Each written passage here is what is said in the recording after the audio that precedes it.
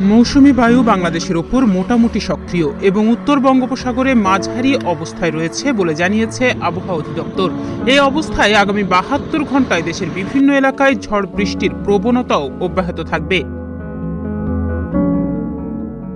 এরই মধ্যে আবার দেশের অভ্যন্তরীণ নদীবন্দরগুলোর জন্য দেয়া এক সতর্কবার্তায় বলা হয়েছে, বিভিন্ন এলাকায় দুপুরের মধ্যে ৬০ কিলোমিটার বেগে ঝড় বয়ে যেতে পারে। আবহাওয়ার পূর্বাভাসে বলা হয়েছে, ঢাকা সহ দেশের ১৭টি অঞ্চলের ওপর দিয়ে দুপুরের মধ্যে ঝোড়ো হাওয়া সহ বৃষ্টি অথবা বজ্রসহ বৃষ্টি হতে পারে। বৃহস্পতিবার দুপুর ১টা পর্যন্ত দেশের অভ্যন্তরীণ নদীবন্দরগুলোর জন্য দেয়া আবহাওয়ার পূর্বাভাসে এ তথ্য জানানো হয়।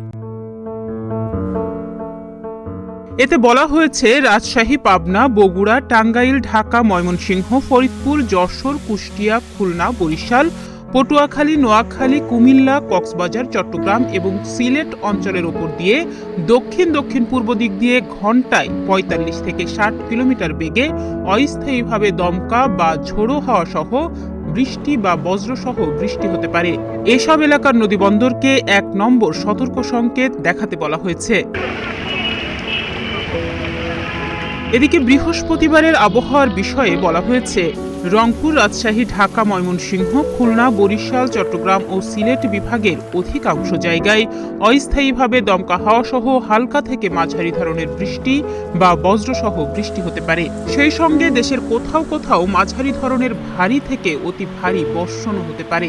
সারা দেশে দিনের তাপমাত্রা ১ থেকে ২ ডিগ্রি সেলসিয়াস হ্রাস পেতে পারে এবং রাতের তাপমাত্রা প্রায় অপরিবর্তিত থাকতে পারে।